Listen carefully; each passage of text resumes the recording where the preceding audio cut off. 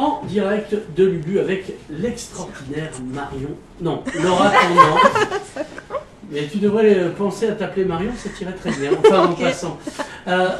Laura Tournant, donc, de la Marche pour le climat. Non, je me trompe, c'est ça, oui? Citoyens pour le climat. Citoyens pour le climat. Qui organise les marches pour le climat. Voilà, il y a un lien quand même. Donc, c'est l'association en sous-titre « On va tous crever, je veux que vous paniquiez, Greta Thunberg ». Voilà, donc toi, tu n'es pas en bateau, tu es resté ici, du coup, le bilan carbone est acceptable. Tu nous annonces... alors, il y a un truc qu'on ne peut pas dire parce que ça sera peut-être annoncé au prochain conseil municipal. Et là, Trump verra ce qu'il verra. Mais dans l'immédiat, ce qu'on peut déjà dire, c'est que le 21 septembre, de 10h à 19h, au parvis du Castillet à Perpignan, il y a le village des alternatives, Marion. Alors, qu'est-ce que le village des alternatives? Alternatives à quoi? Alors, le village des alternatives, donc samedi 21, il est organisé par Alternatiba. Et c'est les alternatives, en fait, pour pallier au dérèglement climatique. Et donc, il y aura plein de stands associatifs. Donc, toi, tu crois le GIEC, t'es pas climato-sceptique? Ah bah, si je suis là. Et en fait, voilà, il y aura plein d'associations pour montrer les alternatives possibles à la portée de tous. Nous, ce qu'on peut faire en tant que citoyens, citoyennes dans notre quotidien. Tu veux dire que si j'arrête de me brosser les dents, bon, outre que j'aurai mauvaise haleine, mais j'aurais sauvé un peu la planète, c'est ça, et les ours blancs? Si vous fermez le robinet. D'accord. Alors, vas-y, il y a combien de stands? Parce que c'est un village, donc il y a des stands. Oui, alors il y en aura une cinquantaine. Ouais, oh, tu m'impressionnes. 50, par là. Alors, ça va de quoi à quoi? Est-ce qu'il y a les chiottes pour chats, mais pour les humains? Alors oui, voilà. Bien sûr, il y en aura. Après, il y aura dans le domaine des énergies, de la mobilité, les droits de l'homme aussi, qui font partie intégrante du solaire et l'éolien, tu veux dire? Tu veux dire les droits de l'homme sont une énergie? Non, j'étais en train d'énumérer tous les stands. Et il y aura aussi des animations pour les enfants. Ouais. Voilà, et donc ça sera très, très familial. Il y aura aussi des concerts tout au long de la journée. Ouais. Et à la fin, il y aura le concert de Papito Collective. Et il y a aussi Laura Toreille qui chantera sur le village pendant la journée. Alors, l'année dernière, parce que chaque année vous le faites, est-ce que vous avez... Parce que là, c'est le moment où Philippe Poisse va intervenir, je le sens, parce que je vois le visage terrorisé de Laura. Mais pas, on avait dit qu'on ne parlerait pas ni pognon, ni physique. Est-ce que tu as des chiffres de l'année dernière? En fait, moi, je ne fais pas partie d'Alternative. Moi, je suis citoyen pour le climat, donc le village des alternatives. Je ne suis pas la mieux placée pour vous en parler, je pense. On va parler de la marche et après, on finira par se dire... Il le savait, cette ordure de Philippe. Parce qu'il savait qu'à un moment donné, on serait obligé de faire appel à lui parce qu'il est incontournable. Il met la petite Laura devant, comme ça, c'est pas la première balle. Là, je m'y attendais pas, là. Du coup, bon. Mais bon, on connaît, la prochaine fois, tu le sauras. Parle-moi de la marche, Laura. Alors, la marche pour le climat, donc elle aura lieu dans plus d'une centaine de villes samedi, partout en France et dans les dom-toms aussi. Il y a aussi l'Uruguay d'ailleurs qui se mobilise et quelques pays d'Afrique qui vont se bouger. Et à Perpignan, elle part de la place de la République à 14h30. Et cette marche, elle se situe dans une semaine de mobilisation mondiale qui s'appelle Global Week for Future, où tout le mouvement climat en fait va organiser différents événements, des clean walk, des marches, Parce que moi, il y a Gavario Paruski, il y a Gavario Angliski Jezek. Alors les clean walk, en fait, c'est des nettoyages de déchets dans la rue. En fait, on marche dans les rues de la ville et en même temps, on ramasse les déchets, les mégots, etc. Et donc voilà, il y aura ça aussi pendant cette semaine. Et donc la marche pour le climat, ça sera la 5e qu'on organise en tant que citoyen pour le climat à Perpignan depuis décembre. Alors, est-ce que vous avez eu des résultats? Je dirais par Trump, l'élection de Trump. Les résultats, en fait, ces marches, elles ont à chaque fois 3 objectifs, finalement. Le premier, c'est d'alerter la population par rapport à l'urgence. Parce que certes, est-ce qu'ils se rendent compte? Parce que moi il n'est pas question que je lâche mon Hummer et mon climatiseur. Mais tu me dis, j'ai pas vu d'ours polaire, je suis désolé, passer à Perpignan. Ah, il y en a un pourtant pendant nos marches. On a un réfugié climatique. Tu vois, non mais voilà, non, moi c'est quoi ma preuve à moi qui suis un gros con, que ce que tu me dis c'est pas des cracks pour me faire arrêter de bouffer de la viande. Mais nous, en fait, on se base sur les rapports des scientifiques, le rapport du GIEC, le rapport de l'IPBES. Et voilà, nous, en fait, en tant que collectif citoyen pour le climat, on se base vraiment sur tous les rapports d'experts. Oui, et maintenant, on les n'en manque rapports, c'est pas. bien, mais regarde, moi je suis un gros con, je suis comme ce gros con de Saint-Thomas, tant qu'il touche pas, il croit pas. J'ai pas la foi. C'est ça. En fait, il y a beaucoup de personnes, tant que c'est pas devant leur porte, tant que c'est loin, qu'ils ne il sera voient trop pas. tard, hein, mais Voilà, c'est ça. En fait, il sera trop tard. Et c'est déjà commencé. Hein, la catastrophe a déjà démarré. Toi, tu crois à la canicule, donc on a vraiment eu chaud cet été. On a battu tous les records cet été dans plusieurs villes de France. À Paris, ça atteint 45 degrés, il me semble. Et l'année dernière, on a eu la nuit la plus chaude de France avec à 2h du matin 31 degrés. Après, par rapport au dérèglement climatique, c'est pas seulement des phénomènes météorologiques sur un phénomène en particulier, c'est des études sur des longues périodes. C'est aussi une augmentation du CO2 dans l'air par rejet du permafrost notamment. Il y a le permafrost qui est en train de fondre, évidemment. Ça se passe en Sibérie, hein, pour ceux qui n'ont pas vu le film. Et en effet, le problème principal, c'est l'exploitation des énergies fossiles qui provoque Tu parles des boues bitumineuses qu'il y a au Canada, c'est ça? Où on est obligé de raser des forêts pour avoir accès, filtré, donc ça coûte plus cher en énergie à produire qu'à extraire. Mais entre autres, après, il n'y a pas que ce problème-là, il y a aussi tous les problèmes liés à la biodiversité elle-même, comme la déforestation. Ben oui, si on rase la forêt pour avoir des boues bitumineuses, dans ton cul, grizzly, excuse-moi de te dire comme ça. Il y a aussi l'acidification des océans, l'océan qui est le deuxième poumon vert de la planète pour absorber les gaz à effet de serre. Avec le Ils ne jouent plus leur rôle aujourd'hui. Oui, en effet. Et donc, c'est tous les écosystèmes qui sont bouleversés en fait. Le plastique ne garde pas le CO2.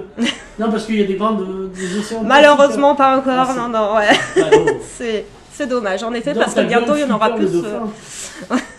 Donc, en fait, pourquoi on s'en mêle? On va tous crever, là, ce que tu nous dis, Laura. Donc, est-ce que ça vaut la peine que j'arrête de me brosser les dents? Alors déjà, quand je te parle, oui, déjà. Mais comme disait dans La Cité de la Peur, tuez-moi si vous voulez, mais la bouche fermée. Mais est-ce que ça vaut encore le coup de ou est-ce qu'on ne peut pas faire l'amour tout le temps jusqu'à ce que ça flambe enfin, etc. Évidemment que ça en vaut encore le coup. Oui, non, c'est bien que tu me le dises, parce que je rappelle, oui, moi je suis un gros con. Oui, alors certes, plus on attend, plus ça va être compliqué, mais il est encore temps, mais il est urgent. En fait, ça peut plus attendre. Et l'urgence, elle est là. Mais il est encore temps de sauver, de limiter les dégâts, en fait. Là, il s'agit de limiter les dégâts. Il y a déjà des dégâts. Et plus on attend, plus ça va être catastrophique. Est-ce que dans les précédentes marches pour le climat, vous avez croisé des hommes ou des femmes politiques? Ou des dromadaires politiques, un truc? Alors, il me semble qu'il y en avait quelques-uns, mais en tant que... Est-ce que vous avez vu Romain Gros, par exemple, le gars qui a voté le CETA? Alors, personnellement, je ne l'ai pas vu aux marches pour le climat, mais bon, je ne peux pas voir tout le monde. Oui, il était là, mais il était bien caché, derrière son petit doigt. Après, c'est vrai que nos marches, on tient à les faire rester à partisanes. Tout le monde vient en tant que citoyen, citoyenne. Oui. Et ça, les députés ils sont aussi, enfin, je crois. Agnès Langevin, vice-présidente, vous l'avez vue? Je l'ai croisée aux marches, en effet. Ah, bon, elle est un peu cohérente quand même. Non, c'est important parce que, par exemple, Agnès Langevin, bon, c'est son métier, la transition écologique. Elle m'a dit ça quand elle sortait de son mariage l'année dernière. Elle s'est mariée avec Jean Codonier, on s'en fout, c'est pas la question. Et la preuve, on l'invite en Chine et à l'ONU pour en parler de ce qu'elle fait. Est-ce que tu as constaté le travail d'Agnès, par exemple, quand il marche Alors, Agnès Langevin, moi j'ai été à une rencontre il n'y a pas longtemps où elle a exposé le projet de la région, ma solution pour le climat. Soi-disant pour le climat, tu dis? Non, ma solution pour le climat. Non. Et alors, est-ce que tu as été convaincu? Mais c'est un appel à projet qui m'a l'air très bien. Est-ce que tu peux nous en parler c'est un budget participatif. Ouais. C'est un appel à projet citoyen. Ouais. Tous les citoyens, le savon, les cheveux. Et alors, je ne sais plus combien il y a de fonds pour. Ouais, mais il y en a beaucoup. Il y en a pas mal, il y en a pas mal. C'est des fonds européens quand même à la clé. Et c'est l'opportunité pour les personnes d'Occitanie qui ont un projet dans le domaine de la transition. Des Pyrénées-Orientales, non, Occitanie, c'est un autre pays.